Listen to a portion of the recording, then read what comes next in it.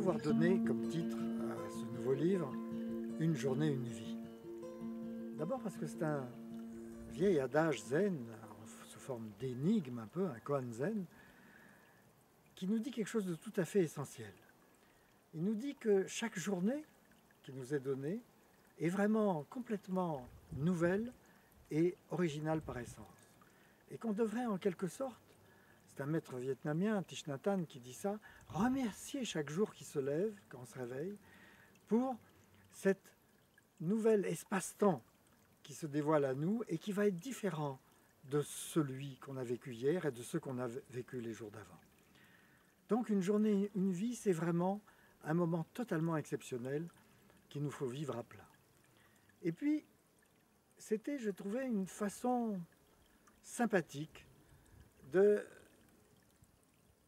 en quelque sorte un sigle pour ce que je voulais vraiment dire, c'est-à-dire qu'il nous fallait absolument, en cette période de crise qui n'est pas uniquement écologique, économique, mais surtout psychique, cette espèce de chape de plomb qui nous pèse un peu souvent sur la tête, qui est assez angoissante, qu'il nous fallait en quelque sorte lutter contre la négativité ambiante pour retrouver en nous des ressources, non seulement d'optimisme, ce n'est pas uniquement ça l'histoire, mais de positivité.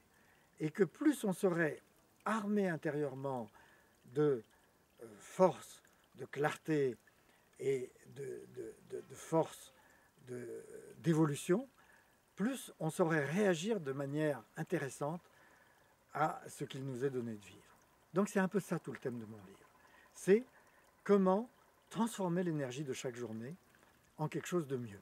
Comment aussi se reconnecter au meilleur de nous-mêmes en laissant de côté, tout en ne l'oubliant pas évidemment, puisque c'est notre existence même qui est faite de cela, toutes nos préoccupations, toutes nos tensions, tous nos stress, toute cette espèce d'agitation perpétuelle qui nous habite. Comment, au milieu de tout ça, essayer de retrouver cette paix intérieure, ce calme intérieur, cette clarté intérieure dont nous parlent tous les grands sages, tous les mystiques du monde entier depuis l'origine des temps. Et cela d'une manière laïque, donc très simple. Alors voilà, je suis parti dans une quarantaine, cinquantaine de chroniques comme ça, et qui nous parlent à la fois évidemment de ma vie, telle que je l'ai vécue depuis 10 ans, de mes réflexions, etc., de mes lectures, de mes rencontres, etc., mais toujours dans ce sens-là. Comment aller de l'avant, tout simplement, avec le sourire, avec foi en soi, en ce qui nous est donné, et foi en la vie que nous avons eu la chance de recevoir. Voilà.